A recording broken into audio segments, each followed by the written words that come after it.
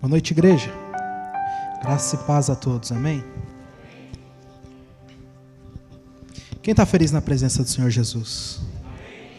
Glória a Deus. Eu estou muito feliz. Já faz um tempo que eu não tenho a oportunidade de pregar, de ministrar a palavra, compartilhar a palavra do Senhor com os irmãos num culto de domingo. E a gente se sente muito alegre, né, quando a gente recebe uma oportunidade dessa. Ainda mais quando, numa igreja como essa, uma igreja responsável, né, além da responsabilidade que cai sobre nós de ministrar a palavra do Senhor, ainda tem a responsabilidade que aqui nessa igreja temos excelentes ministros, aqui nessa igreja temos excelentes pregadores da palavra do Senhor, pessoas que estudam, pessoas que tiram seu tempo, pessoas que são esforçadas, bem capacitadas para ministrar a palavra do Senhor para a igreja. Essa igreja, graças a Deus, é uma igreja muito frutífera nessa área. Então é responsabilidade grande de estar aqui ministrando a palavra para os irmãos, mas creio que Deus irá falar com a igreja mais uma vez. E você sairá daqui abençoado e aprendendo também um pouco mais da palavra do Senhor. Amém? 2 Coríntios, né, do capítulo 4. Antes de entrar no texto, já pode ir deixando a sua Bíblia, ou você que prefira acompanhar no telão, fique à vontade. 2 Coríntios capítulo 4. Né, eu que sou um grande fã das cartas paulinas, né, grande fã do apóstolo Paulo, os irmãos que entendam, né, existe uma diferença, tá, irmãos? A gente ama a Cristo, a gente aprende muito com Cristo, mas o apóstolo Paulo também foi uma das grandes referências que a gente tem na história da igreja. O apóstolo Paulo também foi um grande homem de Deus, o maior fundador das igrejas, da igreja cristã. O apóstolo Paulo era muito inteligente, ele tinha um conhecimento muito brando, era poliglota, né, falava mais de uma língua. O apóstolo Paulo foi um servo realmente usado por Deus nesta terra. E a gente não idolatra ele, a gente não adora ele, mas a gente tem essa ciência do quão este homem foi importante para a história da igreja. Amém? Não é à toa que a gente aprende várias cartas dele. Uma das minhas preferidas, Romanos, cartas dos Romanos, uma das mais poderosas cartas escritas. E a gente aprende muito. Então o apóstolo Paulo escreve essa carta também, a carta de 2 Coríntios, capítulo 4. A gente leu do 17, mas eu gostaria de ler com os irmãos um pouco antes, a partir do versículo 7. Mas antes de entrar, vamos entrar num contexto e entender o porquê que Paulo ele escreve esta carta. Veja bem, 2 Coríntios foi escrita depois que Paulo recebeu boas notícias da igreja daquela cidade, ou seja, a igreja de Corinto. Ele recebeu uma boa notícia trazida por um de seus auxiliares. Uma vez que Paulo estava temeroso, ele estava receioso de uma carta que ele já havia escrito antes. E essa carta então tivesse provocado uma consternação aos coríntios. A relação então de Paulo com a igreja de Corinto não é uma das não é uma das melhores relações, irmãos. Paulo com a igreja de Corinto, na verdade, é uma das relações mais conturbadas no Novo Testamento. Embora Paulo fosse pai espiritual da igreja, embora Paulo fosse fundador da igreja, entretanto, por várias razões, membros da igreja de Corinto haviam se virado contra o apóstolo Paulo. Mas por que, Rude? Por que eles se viraram contra o apóstolo Paulo? O que aconteceu? Paulo não fundou aquela igreja? Paulo não era o pai daquela igreja? Eles não tinham que ter um respeito grande por apóstolo Paulo? Por que eles se viraram contra?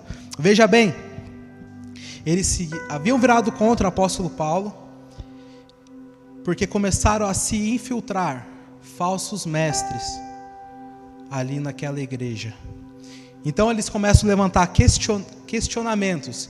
Eles questionam a autoridade de apóstolo Paulo, questionando o seu próprio apostolado, questionando se Paulo realmente era um apóstolo de Jesus. Por quê? Porque estavam dando ouvidos a esses falsos mestres, dando ouvidos a uma falsa doutrina que esses mestres estavam ensinando. Qual doutrina? Doutrina da justificação pela fé, sem as obras. A justificação pela fé em Jesus Cristo, sem as obras da lei. Com isso, os falsos mestres, disseminaram então essa discórdia entre a igreja de Corinto, levantando questionão e fazendo rebelião contra o apóstolo Paulo. Neste contexto, então, irmãos, que Paulo faz uma visita a Corinto, manda uma carta pesada para eles, tá? Paulo escreve uma carta pesada para eles. Então Paulo fica receoso, então, na expectativa de qual teria sido o resultado desta carta. Finalmente, o apóstolo Paulo, ele recebe as notícias boas, né? A carta tinha, sim, contristado aquela igreja, tinha disciplinado o líder da rebelião contra o apóstolo Paulo. Agora eles estavam manifestando o amor ao apóstolo Paulo. Mas ainda ficavam alguns questionamentos, né? Ainda ficavam alguns questionamentos. Tinham sido levantados pelos falsos mestres. E era necessário, então, que Paulo respondesse esses questionamentos. É aí que 2 Coríntios, vai entrar explicando para o povo estes questionamentos que precisavam ser respondidos. Entre muitas as acusações que Paulo então sofreu, havia a seguinte, e que é esta que vai nos interessar na noite de hoje. Essa acusação que vai nos interessar na noite de hoje. E você, eu tenho certeza que você já ouviu isso por aí, né? Essa igreja é uma igreja que já veio são pessoas que vieram de outras denominações, né? Ou você já escutou também isso, ou talvez alguma pregação numa rádio, ou você escutou isso em alguma pregação na sua televisão. É uma acusação que foi levantada contra o apóstolo Paulo do seguinte. Veja bem, as pessoas sabiam que onde Paulo ele chegava, onde Paulo ia ministrar a palavra, onde ele ia pregar, ele sempre era rejeitado pelos judeus. Paulo era sempre rejeitado pelos judeus. Qualquer cidade que ele fosse, a estratégia era a mesma, né? O que ele fazia? Ele ia primeiro nas sinagogas. Ele pregava nas sinagogas, depois ele pregava para os gentios. Ele pregava para a liderança judaica das cidades, né? E sistematicamente Paulo era rejeitado pela liderança judaica. E essa rejeição algumas vezes terminava na prisão de Paulo, apedrejamento, apanhava com vara, era expulso da cidade. Isso com frequência deixava Paulo destituído, uma vez que ele precisava, irmãos. O apóstolo Paulo, ele dependia da hospitalidade dos irmãos da cidade onde ele iria pregar. Ele não tinha grandes recursos, o apóstolo Paulo não tinha grandes recursos, né? Ele dependia da hospitalidade, dependia da ajuda dos irmãos. Então Paulo tinha a experiência, várias vezes, de passar fome. O apóstolo Paulo tinha a experiência de passar frio. O apóstolo Paulo passou necessidade, das mais básicas, que um ser humano precisa para sobreviver. Ficava à noite sem dormir. Vivia com a ameaça na sua cabeça, todos os dias, a ameaça de morte. O apóstolo Paulo sofria preocupado em pessoas ao seu redor pudessem trair a ele. e ele ser rejeitado. Então, só nas cartas que Paulo escreve aí à igreja de Corinto, temos 5, 6 listas do sofrimento que Paulo passava, que ele apresenta. Está em 1 Coríntios, capítulo 4, versículo 11 e 12. 2 Coríntios, capítulo 6, do 4 ao 10. 2 Coríntios 11, 23 ao 29. 2 Coríntios 12, do 7 ao 8. E essa que a gente está trabalhando no dia de hoje, que a gente está expondo no dia de hoje. 2 Coríntios, do 7, capítulo 4, versículo 7, 5 ao 10. E por que Paulo faz a lista, né? Por que ele fala disso? Veja bem, diante de tantos sofrimentos que Paulo sofria, apedrejamento, né? Recebia vara nas costas, apanhava, era preso, dormia sem teto várias das vezes. Alguns questionamentos foram se levantando na igreja a qual ele fundou. Esse questionamento era: peraí, um servo de Deus que se titula apóstolo, por que ele sofre dessa maneira? Um servo de Deus não pode sofrer. Um servo de Deus não pode passar fome. Um servo de Deus não pode apanhar. Um servo de Deus não pode ficar preso. Então as pessoas questionavam a autoridade de Paulo por causa disso. Espera aí, e eu tenho certeza, irmãos, eu já vim de outra denominação e eu já escutei isso.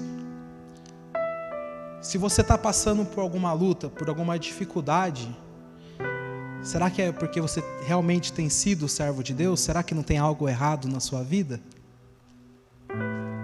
Talvez você esteja em pecado, é por isso que você está passando por isso. Várias vezes, irmãos, eu já ouvi isso em pregações. E com o apóstolo Paulo a gente vai entender que não necessariamente alguém que esteja no erro, alguém que esteja em pecado, a pessoa que não esteja no erro quer dizer que ela não vai passar provações na sua vida, né? A gente vai entender isso. Então, dos motivos que Paulo escreve aos Coríntios era para responder este tipo de alegação. Nesse texto, Paulo explica a razão dos sofrimentos, do 4 ao capítulo 4, do 7 ao 15, ele vai explicar os motivos, o porquê que ele sofre.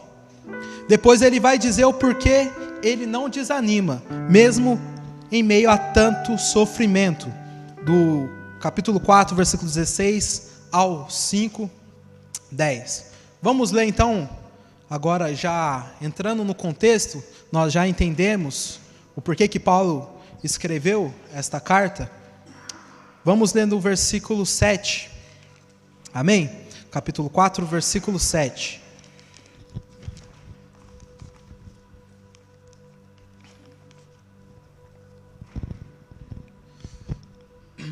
Vou acompanhar aqui com os irmãos. Temos, porém, este tesouro em vasos de barro, para que a excelência do poder seja de Deus e não de nós.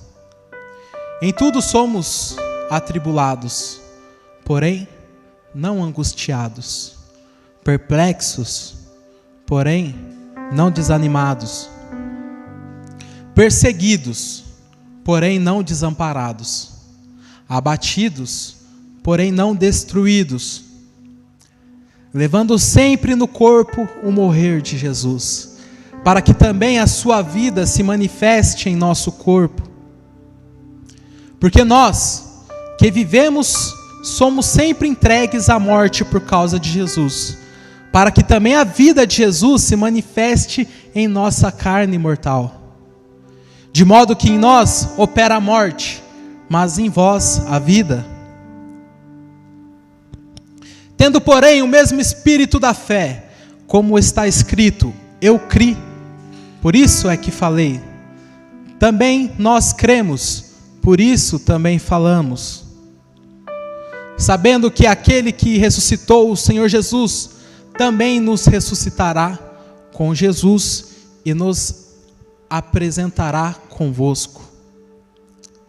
Porque todas as coisas existem por amor de vós, para que a graça, multiplicando-se, tornando abundantes as ações de graças por meio de muitos, para a glória de Deus.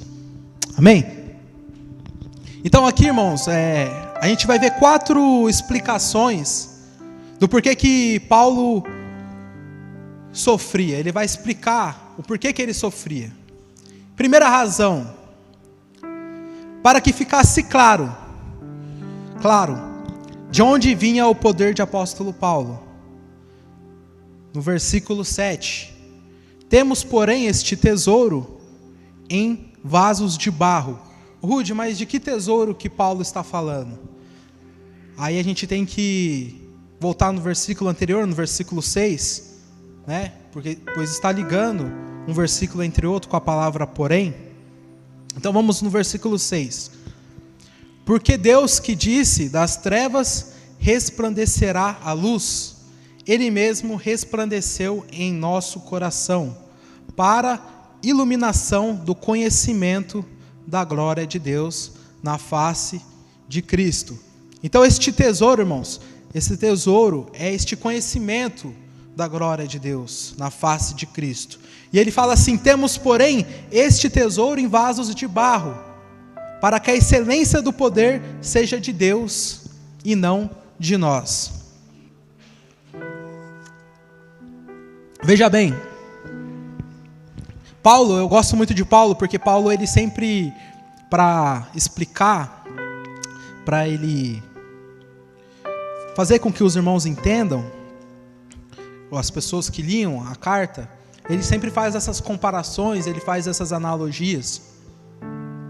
E vasos de barro quer dizer o seguinte, irmãos: temos, porém, este tesouro em vasos de barro. Presta atenção.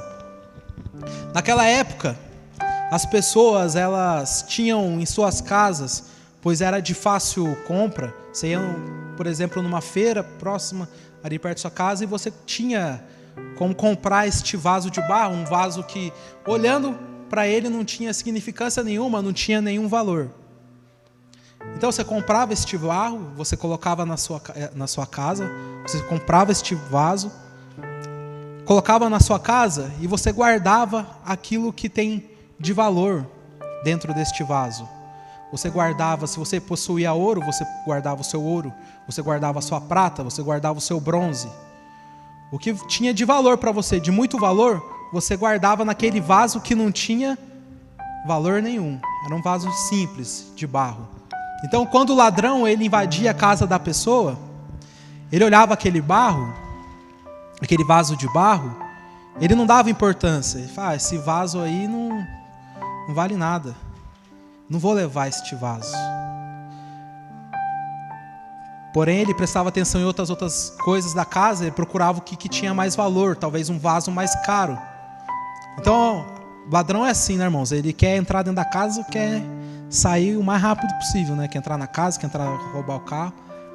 Então era esta a estratégia que eles utilizavam: vou colocar o meu tesouro num vaso que não parece que tem valor. Assim, se o ladrão vê, ele não vai pensar em levar, porque para ele não vai ter valor. Então, por que Paulo ele escreve esse tesouro em vasos de barro? Veja bem, tesouros em vaso de barro. Nós somos, irmãos, os vasos de barro. Nosso corpo, a gente não tem grande valor. A gente não tem grande valor. A gente nasce do pó, e do pó a gente vai retornar. Este corpo aqui, ele é passageiro. Mas nós podemos ter valor quando nós guardamos um tesouro dentro de nós. Este tesouro é o conhecimento da glória de Deus. Quando nós guardamos o tesouro na nossa vida, nossa vida começa a ter mais valor. E o vaso, irmãos, para o tesouro aparecer, para esse tesouro aparecer, o vaso precisa ser quebrado.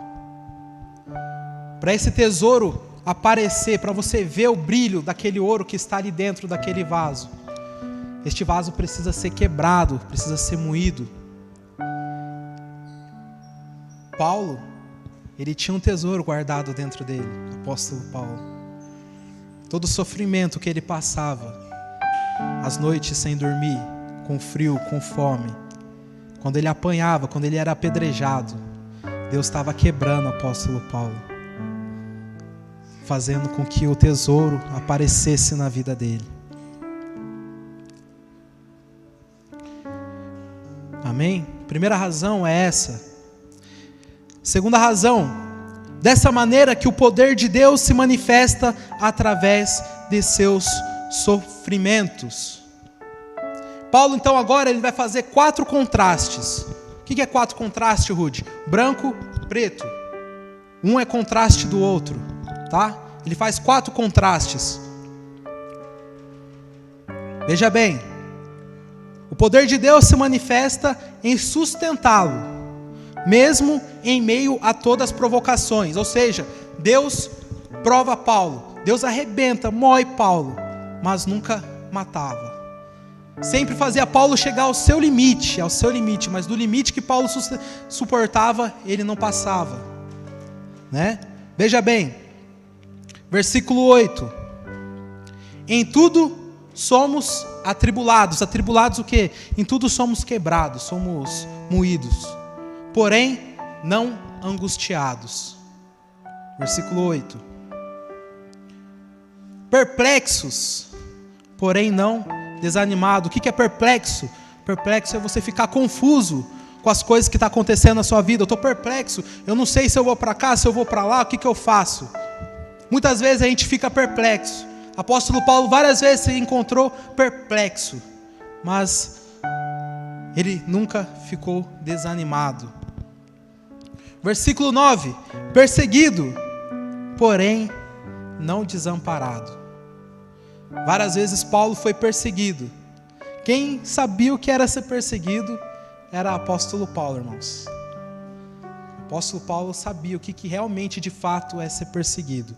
E não é só perseguido de falar mal, não é só perseguido de falar alguma coisa, uma característica sua que não vai com a sua cara, né? Falar mal da sua família, não. Ser perseguido de perseguirem ele para prendê-lo, para tentar matá-lo.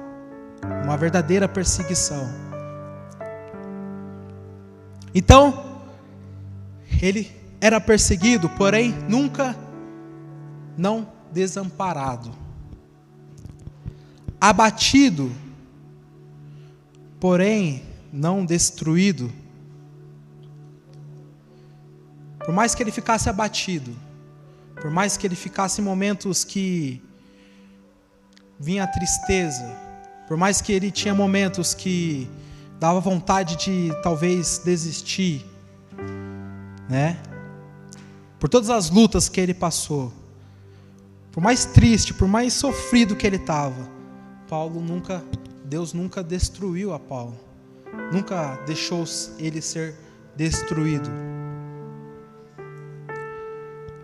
Então, o que o apóstolo Paulo faz? Ele faz esse contraste das coisas, que Deus sustentava ele em meio a todas as provações que ele tinha, sempre chegando no limite, nunca passava do limite. Quando Deus está te provando, irmãos, entenda, Ele nunca vai deixar passar do limite. Isso é motivo para você glorificar a Deus. Ele nunca vai te dar uma cruz maior que você consiga suportar. Isso é motivo para você glorificar a Deus. Isso é motivo para você demonstrar que Deus está sim com você, porque Ele não vai deixar você passar o que você não consegue aguentar. Amém? Terceira razão para a gente correr. Verso 10 e 11. Isso era necessário para que a vida de Cristo se manifestasse através dele. Vamos ler? Verso 10. Levando sempre no corpo o morrer de Jesus, para que também a sua vida se manifestasse em nosso corpo. Porque nós que vivemos somos sempre entregues à morte por causa de Jesus, para que também a vida de Jesus se manifeste em nossa carne mortal. Irmãos, aqui ele está falando, né? Precisamos morrer. O nosso corpo precisa morrer, não é questão de morrer fisicamente, mas a gente precisa morrer, as nossas vontades precisam morrer. É você morrer com Cristo na cruz. O seu velho eu, ele morre. É necessário para a gente morrer, ter essa morte, para que Jesus Cristo, ele comece a viver nas nossas vidas. Precisamos deixar as nossas vontades morrerem. E Paulo está falando isso, levando sempre no corpo o morrer de Jesus, para que também a sua vida se manifeste em nosso corpo. Veja bem, nos Estados Unidos, né, tem vários países vários estados que lá tem sentença de morte, a pena de morte, né? Alguns estados dos Estados Unidos possuem a pena de morte. E quando o homem já está com a sua data marcada para ser sentenciado, um dos costumes que lá possuem é este preso, este detento, ele passa pelo corredor. Está chegando na hora dele morrer. Ele vai ser executado, eletrocutado, de alguma forma, às vezes é uma injeção que mata, né? De alguma forma ele vai morrer. E enquanto ele vai caminhando pelo corredor, os outros presos, eles vão gritando, fazendo um coral, dizendo Dead man walking, que significa homem morto caminhando. Aquele homem, ele caminha, né? Mas ele já está praticamente morto, né? Ele vai morrer daqui a alguns minutos. E Paulo, ele vivia assim, irmãos. Ele vivia preparado para morrer. Ele vivia, se eu morrer, eu vou morrer feliz, porque eu estou fazendo o meu melhor para Deus, para a obra. Então, por isso que ele aguentava todas as suas lutas, tudo aquilo que ele sofria. Ele aguentava porque, para ele, este corpo já estava morto. O que fazia ele continuar vivo era Jesus Cristo em sua vida. Porque nós que vivemos, 11, somos sempre entregues à morte. Ele já estava entregue à morte por causa de Jesus, para que também a vida de Jesus se manifeste em nossa carne mortal. Então a terceira razão era essa. É necessário para que a vida de Cristo se manifeste através dele. É preciso morrer.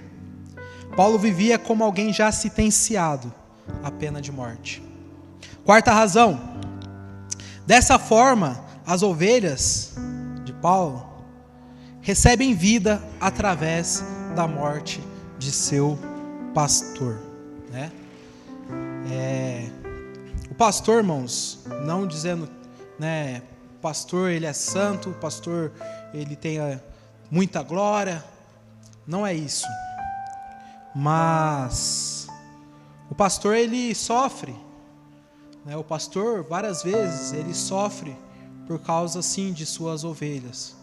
O apóstolo Paulo, ele era um apóstolo, mas ele era pastor também, ele cuidava das suas igrejas. E a maior igreja que ele cuidava, que ele pastoreava, era a igreja toda, a igreja de Cristo. Então, ele precisava passar por isso, versículo 12. De modo que em nós opera a morte, mas em vós a vida. O pastor, ele dá a vida pela ovelha, né? Paulo, ele suportava tudo por causa também das suas ovelhas, por causa que ele tinha que pregar, ele tinha que ir atrás de mais ovelhas, porque ele precisava alcançar mais ovelhas. Amém? Tem uma história, né? Uma história que também os irmãos entenderem. A história é o seguinte: tinham algumas pessoas, uns 5 homens, em volta de um lago, de um açude, vamos dizer um açude. E um metido a valentão, aquele que, eu nado pra caramba, eu sou o cara, eu nado melhor que todos vocês aqui, né? Ele falou, eu vou atravessar, vou voltar, vou nadar aqui, vocês vão ver como que eu aguento nadar. Aí ele pula, começa a nadar, só que durante o nado dele, dá uma cãibra, né? Dá uma cãibra na perna dele, e agora ele não consegue mais sair da posição que ele estava. E ele se desespera, este homem se desespera. Dentre estes que estavam ali na beira do rio, tinha um que era um bom nadador, né? Igual o irmão Marcos, assim, né? O irmão Marcos que faz as suas provas aí, né? Os irmãos conhecem ele, sabem que ele é dedicado aí nessa área. Um cara que nada muito bem. Então, as pessoas estão vendo o outro ali se afogar. Está com cãibra, ele fica desesperado, tenta chegar perto da margem ali, não consegue chegar. E as pessoas falam, pô, você sabe nadar, cara, pula lá, salva ele logo, salva ele. E o cara fica de braço cruzado, só olhando aquele outro se afogar, né?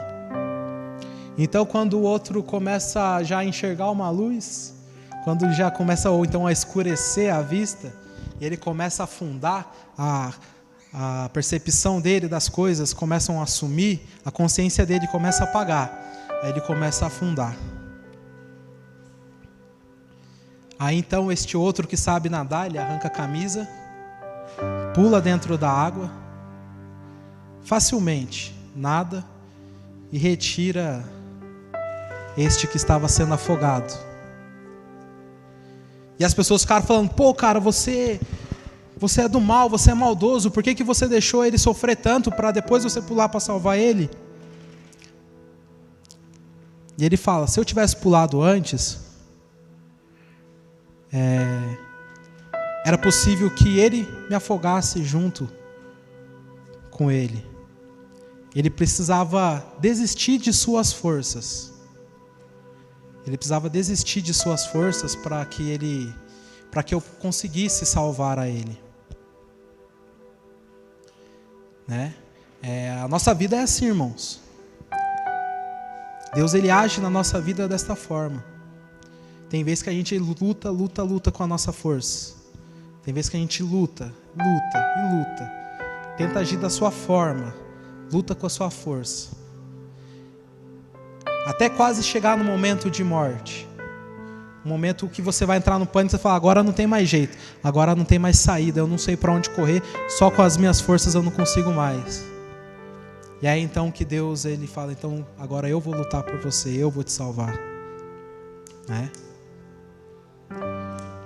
A gente às vezes precisa deixar nossas forças morrerem, a gente precisa depender de Deus. Não tentar lutar só com as nossas forças, entregar as nossas forças, juntar nossas forças talvez com Deus. Amém? Vamos em frente.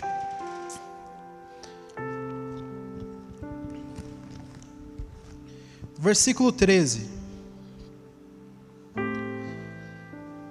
Tendo, porém, o mesmo espírito de fé,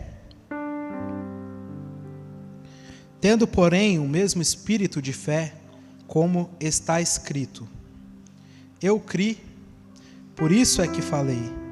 Também nós cremos, por isso também falamos.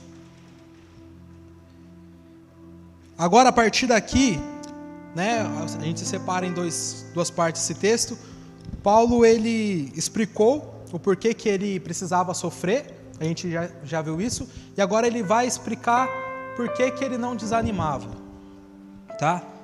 A gente vai ter aí 5 explicações do porquê que ele não desanimava em meio a tanto sofrimento.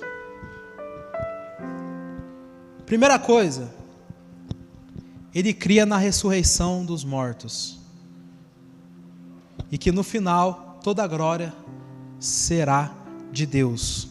Paulo então ele fala: tendo porém o mesmo espírito de fé, como está escrito, eu criei, por isso é que falei, também nós cremos, por isso também falamos. Ele cita uma passagem de Salmo 116, versículo 10, que Davi ele fala acerca disso.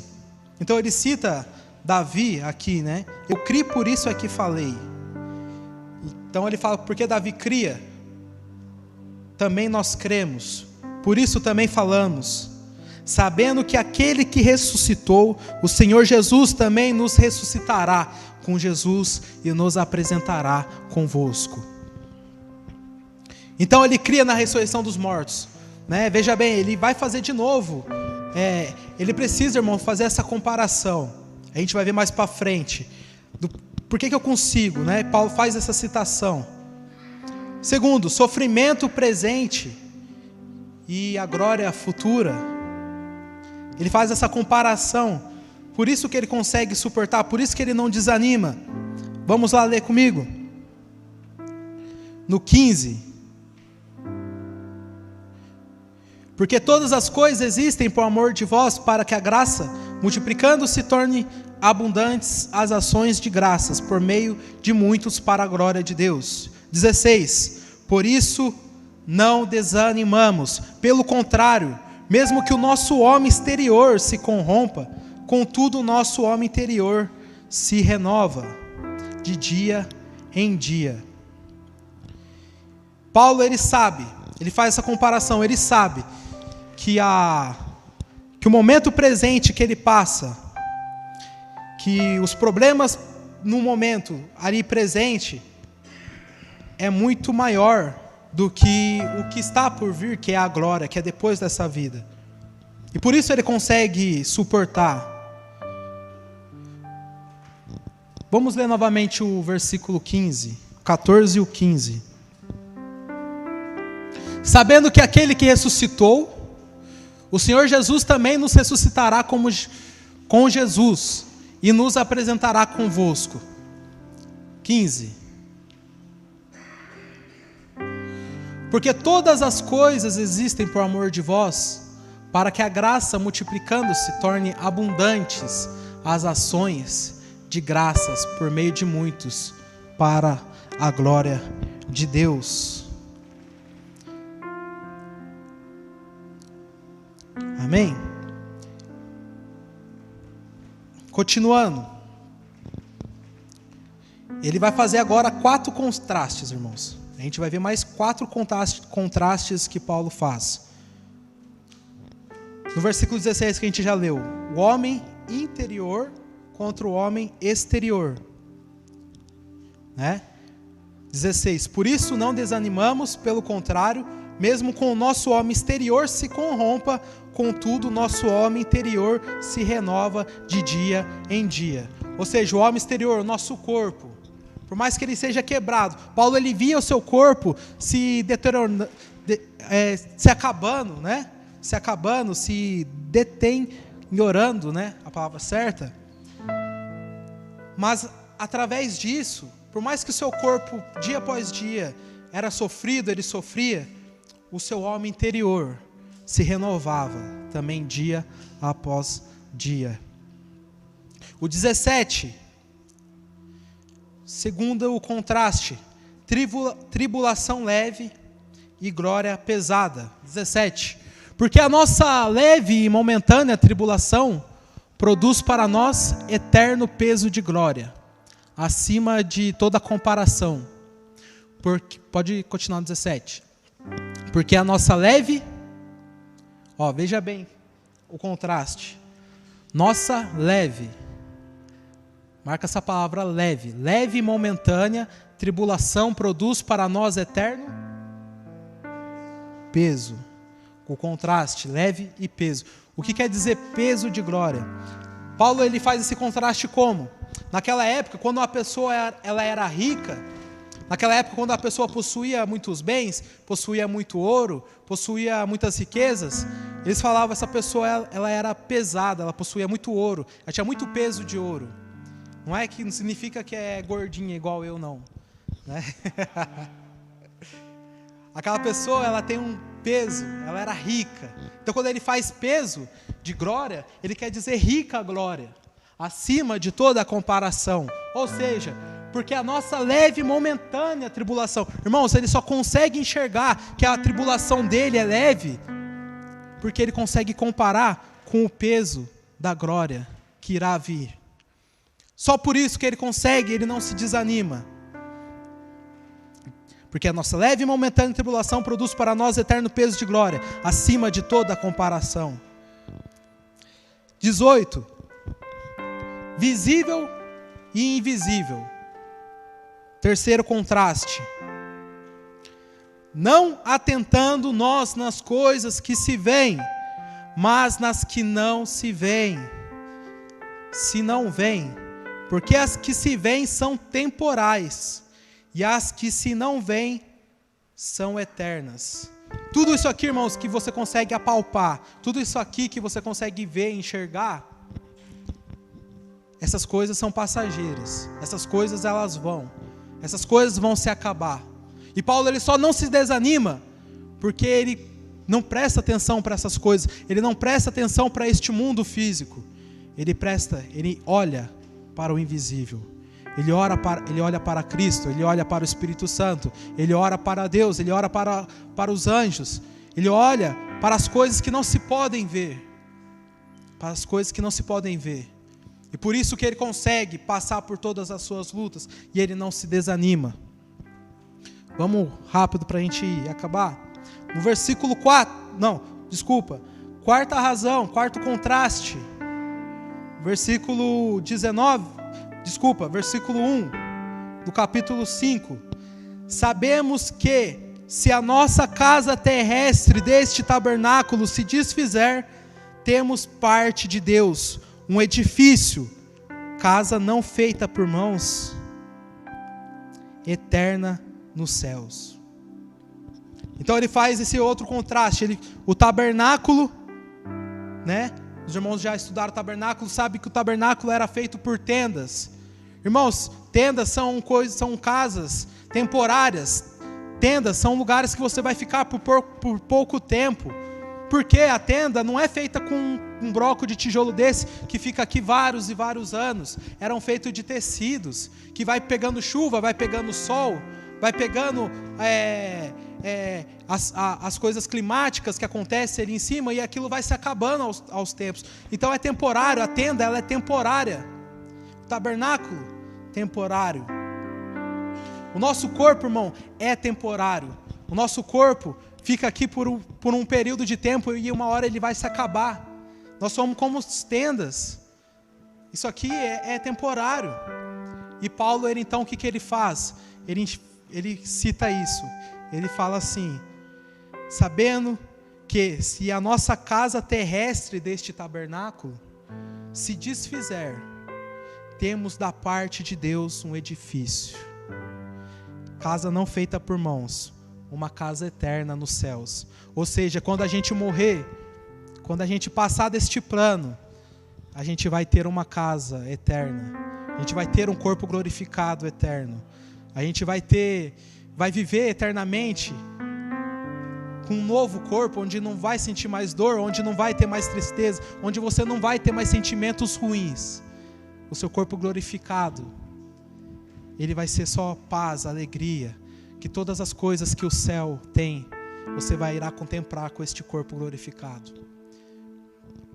Amém? Vamos continuar.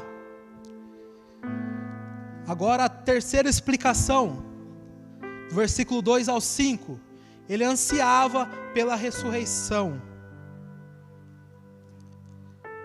E por isso, neste tabernáculo, gememos, aspirando por sermos revestidos da nossa habitação celestial. Se todavia formos encontrados vestidos e não nus. Pois na verdade, o que estamos neste tabernáculo gememos angustiados,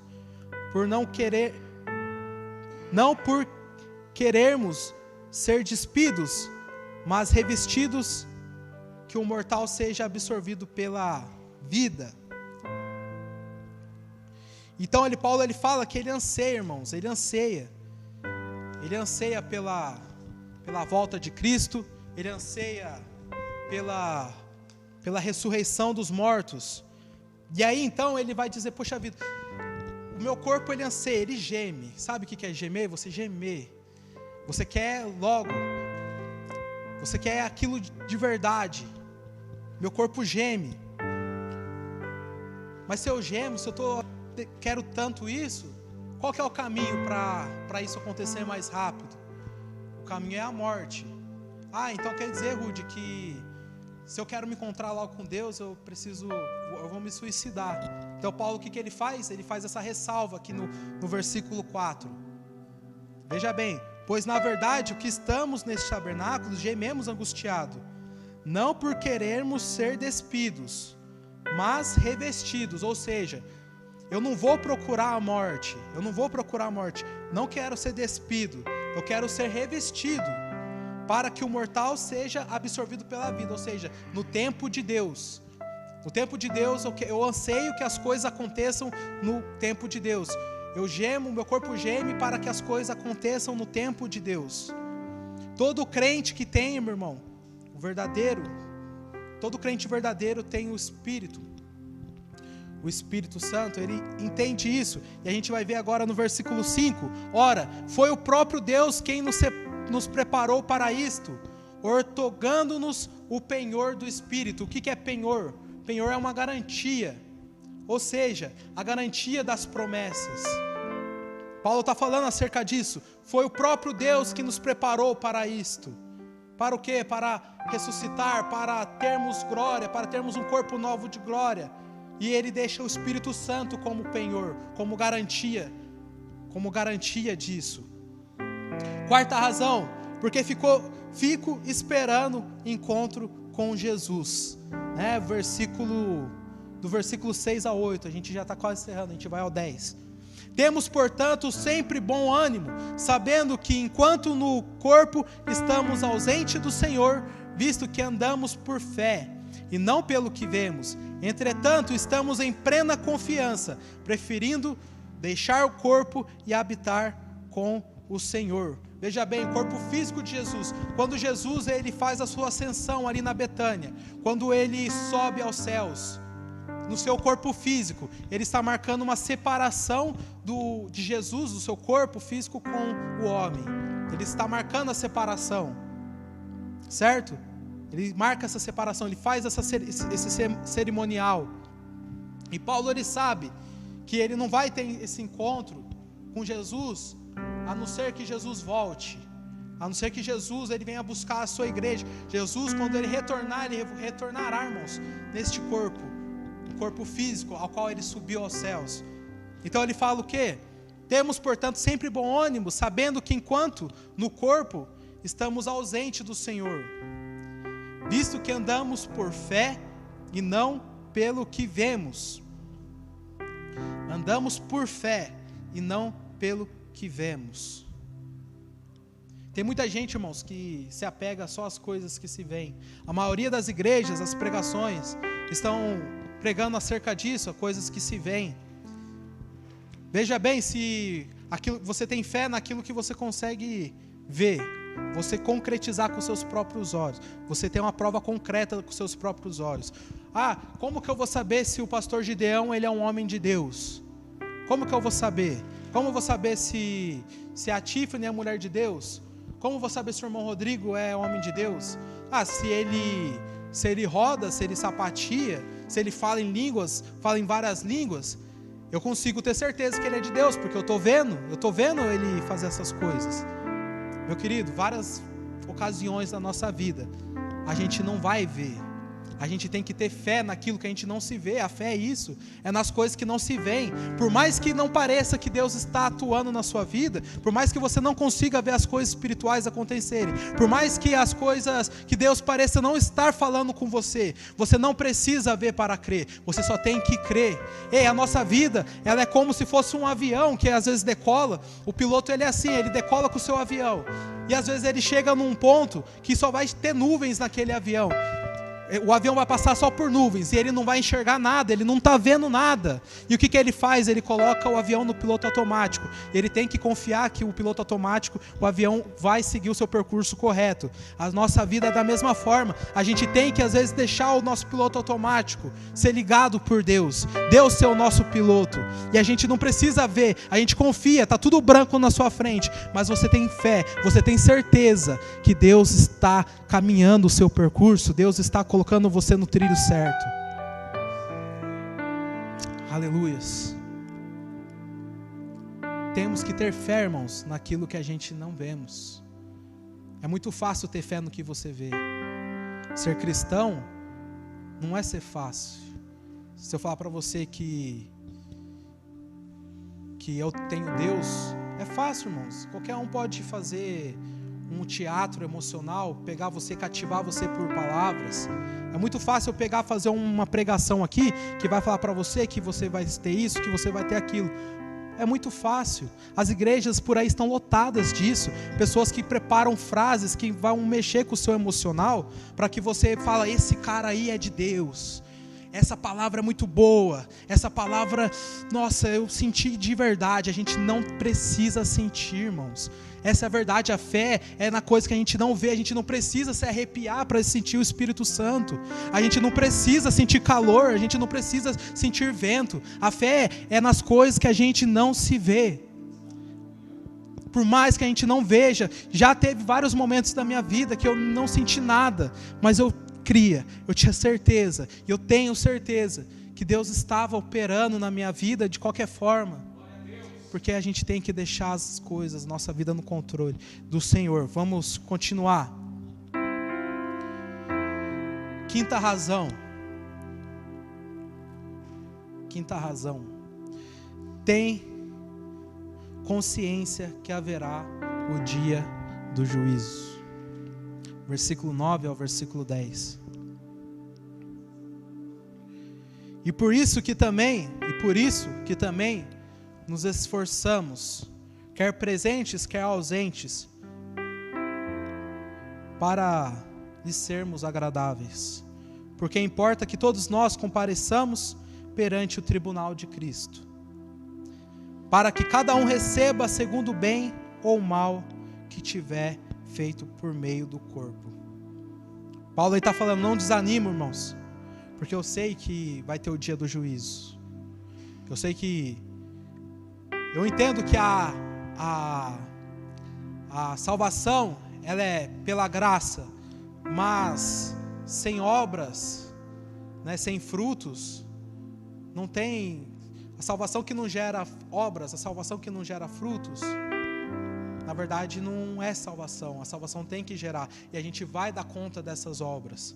Se nós somos salvos, nós temos que gerar frutos, nós temos que ter as nossas obras, né? Entenda bem, a gente não tem obra não fazemos boas obras para sermos salvos.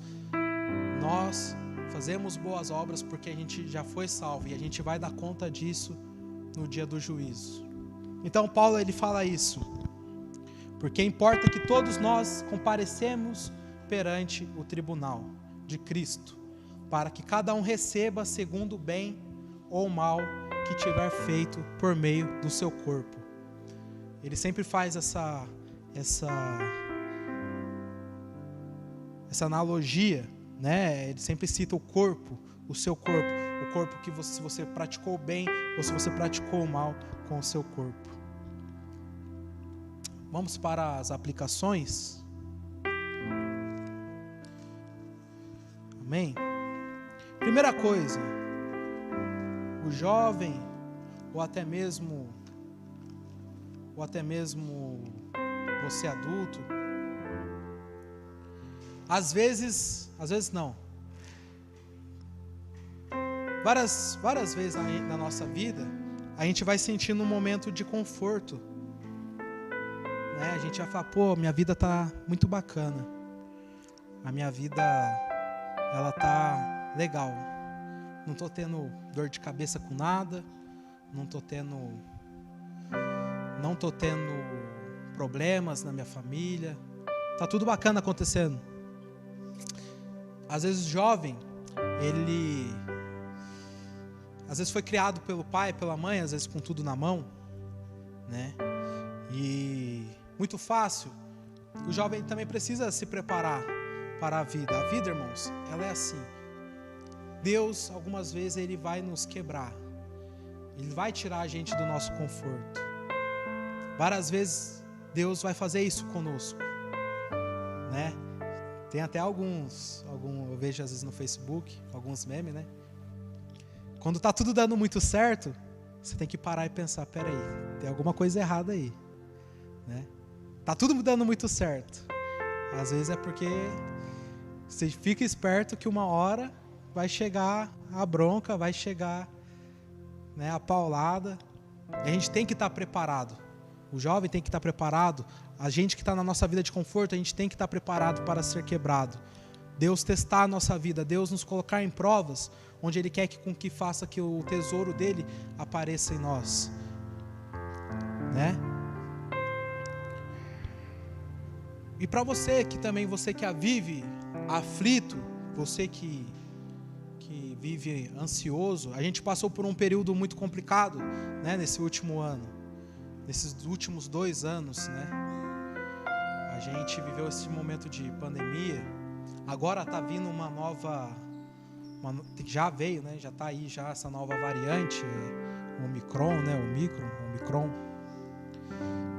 E tem gente, irmãos, que fica com esse negócio na cabeça, né? O que vai ser de mim? O que vai ser da minha família? O que vai ser do meu filho? O que vai ser do meu pai? O que vai ser da minha mãe? O que vai ser de mim? Né? Tenho certeza que lá no começo da pandemia, muitos de vocês ficaram encucados, ficaram preocupados, sem entender o que poderia acontecer, né? Com o que poderia acontecer. Mas a gente tem, irmãos, que alimentar o nosso coração com a palavra do Senhor. Se a gente fica lá no Facebook, às vezes fica só na frente da televisão, a gente começa só a ver notícias ruins e aquilo vai deixando a gente mais desesperado ainda, né? Só notícias ruins, notícias más, você fica mais aflito, você fica mais ansioso com essas coisas. Começa a encher o seu coração da palavra de Deus. Confia em Deus. Igual Deus fez com Paulo. Deus testava, Deus quebrava Paulo, mas nunca passava do limite. Sempre sustentava ele no limite dele que ele aguentava. A igreja do Senhor é assim. Deus vai nos sustentar no nosso limite. Meu pai, né? Meu pai que está aqui hoje, graças a Deus, eu tive, irmãos, vamos assim dizer, para mim foi uma felicidade muito grande, né? Para mim foi uma felicidade muito grande de ter meu pai novamente de volta, né? Meu pai, para quem não sabe, meu pai, ele já tem 65 anos, pai. 65 anos. Meu pai, ele teve uma vida que ele, graças a Deus, Deus o livrou disso, mas ele fumou praticamente toda a vida, desde os 13, 14 anos de idade até os 57 anos de idade. E meu pai, ano passado, ele pegou o Covid. Meu pai pegou o Covid e eu, como filho, né, fiquei naquele negócio na minha cabeça. O que vai acontecer com meu pai, né? Pensa você, né, no meu lugar. A gente passa muitos pensamentos na nossa cabeça. Aí meu pai, ele mora em São José, eu moro aqui em Jacareí. Ele tinha pegado e eu tenho bronquite asmática, né? E a preocupação dele era que eu não fosse lá, com medo de eu contrair também o vírus e também fazer muito mal para mim, né? Mas para mim não interessou aquele momento se eu pudesse pegar, se eu não pudesse pegar. Eu queria ver o bem do meu pai. Meu pai estava sem dormir já há alguns dias, não estava se alimentando, muita falta de ar. Aí eu peguei, ele não tinha forças, irmãos, para levantar da cama, para ir no médico. Falei, pai, vamos, levanta aí que a gente vai para o hospital. Ele falou, não, eu não vou. Uma que eu acredito que ele estava com medo de sofrer todos os procedimentos, né, de ser entubado talvez, mas outra que ele realmente não tinha forças. Eu falei para ele, pai, vamos, nem que seja para eu carregar o senhor no colo, a gente vai para o hospital. E a gente foi no primeiro dia, né, consegui, tomou um banho, só talvez da presença ali, dele ver o filho dele tendo esse cuidado com ele, né, já deu um ânimo na vida dele. A gente foi para o hospital, ficamos lá, tem um UPA lá no bairro que ele mora, né, perto, próximo.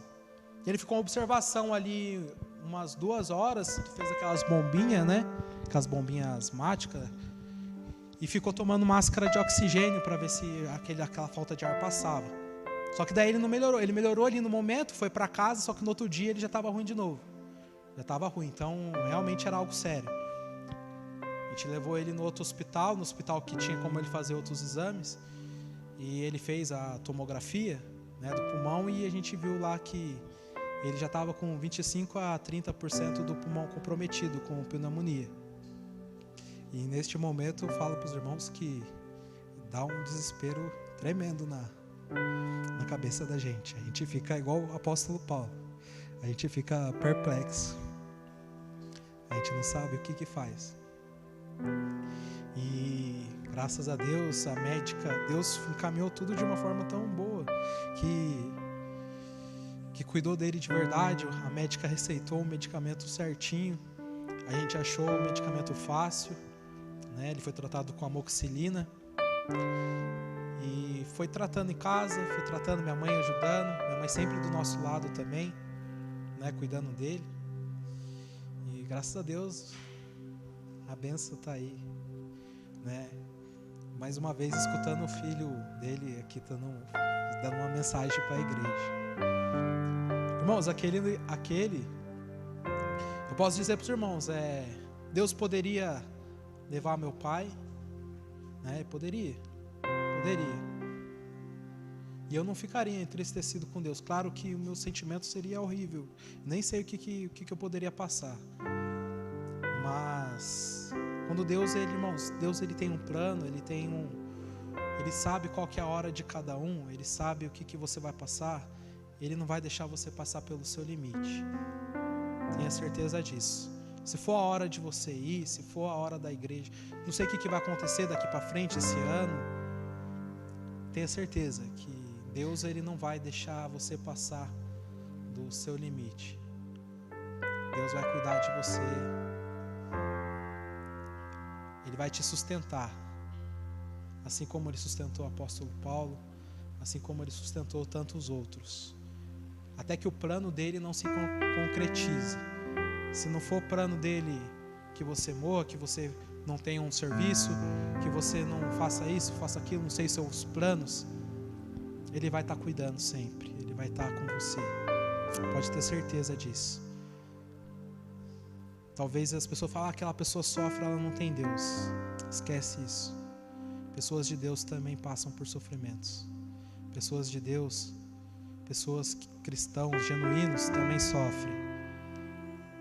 E você deve se orgulhar de passar pelas provas, porque é quando a gente está passando na nossa prova que a gente aprende. É Deus cuidando da gente também quando a gente está passando por prova. A gente deve ficar feliz, entender que aquilo vai deixar a gente mais forte, que Jesus vai aparecer mais na sua vida quando você estiver passando por aquela prova, que o tesouro do conhecimento da glória de Deus, ele vai aparecer na sua vida, na vida da sua família, através de você. Então, não veja como castigo de Deus. Não veja as tribulações como castigo de Deus. A gente vê vários boatos, várias pessoas falando, não, isso é castigo de Deus, por causa disso a pandemia foi castigo para aquele, castigo para aquele. Não, era plano de Deus. Sempre tem um plano, e com esse plano é um propósito que Deus tem para tratar com cada família. Às vezes alguma família você tenha perdido algum conhecido, mas é o plano de Deus se realizando, não é um castigo. É só o plano dele se concretizando, com um propósito final. Amém? Que você entenda então essa mensagem, né? Vai passar a prova? Vai passar. Mas Deus sempre vai cuidar de nós. Vai ficar claro que o poder de Deus está na sua vida, através dessas provas. Deus vai se manifestar através dos seus sofrimentos, tenha certeza disso. É necessário. É necessário para que a vida de Cristo se manifeste através da nossa vida. A prova às vezes vai ser necessária por causa disso, né? Então, fique com essa palavra. O cristão é necessário às vezes a gente ser quebrado. É necessário. Não fique triste, chateado, desamparado. Não fique desanimado, não fique apavorado. Não crie pânico na sua vida. Deixa na mão de Deus. Fala com o Espírito Santo, Pai. Se entrega, como foi a história que eu falei. Eu não tenho mais controle da minha vida. Eu não tenho mais controle. Eu vou deixar minha vida no piloto automático. O Senhor é meu piloto. Eu não tenho mais força para seguir, mas eu deixo o Senhor com as suas forças fazer com que eu prossiga. Amém? Vou fazer uma oração? Posso, pastor? Glória a Deus. Feche os teus olhos. Fique de pé, eu já vou passar a palavra para o pastor.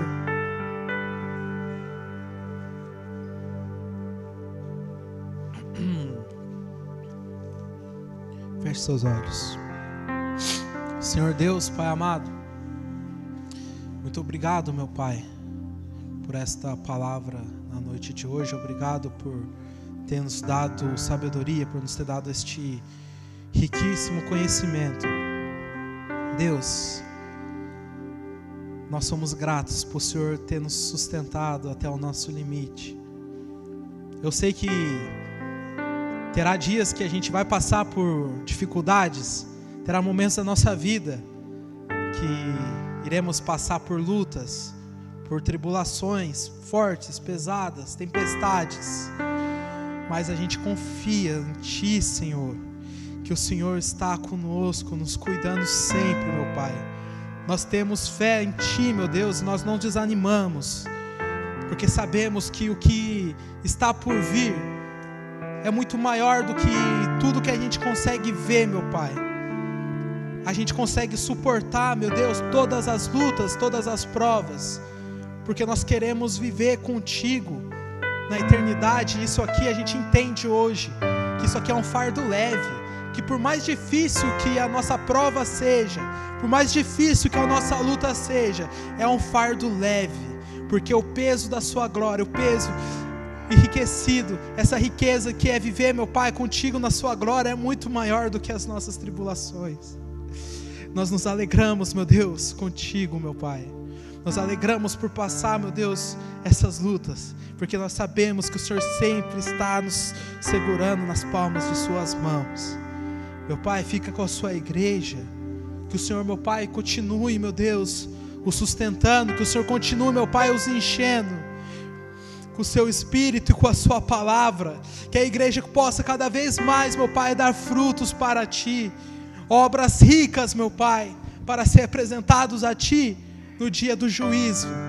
Que a sua igreja, meu Deus, seja rica, rica em espírito, rica em santidade, meu Pai, que essa igreja continue, meu Deus, cuidando, para que nós possamos, meu Deus, estar contigo no dia que o Senhor for voltar, ou no dia que nós partimos deste plano.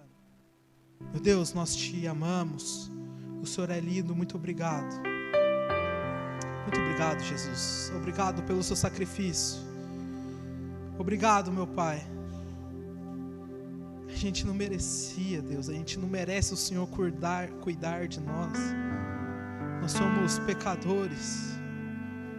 Nós não temos como, meu Pai, te oferecer nada. E mesmo assim o Senhor cuida de nós. E mesmo assim o Senhor está sempre cuidando da sua igreja. Muito obrigado, Senhor. Não tem como a gente expressar com palavras o quanto agradecido nós somos pelo Senhor ser o que o Senhor é. Faltam palavras, meu Pai, para te adorar. Faltam palavras, porque o Senhor é tão bom. O Senhor é tão misericordioso, o Senhor é tão poderoso, e nós te amamos muito, nós te amamos. Obrigado, Deus, o Senhor é lindo e maravilhoso. Fique com a sua igreja, no nome do Senhor Jesus, amém.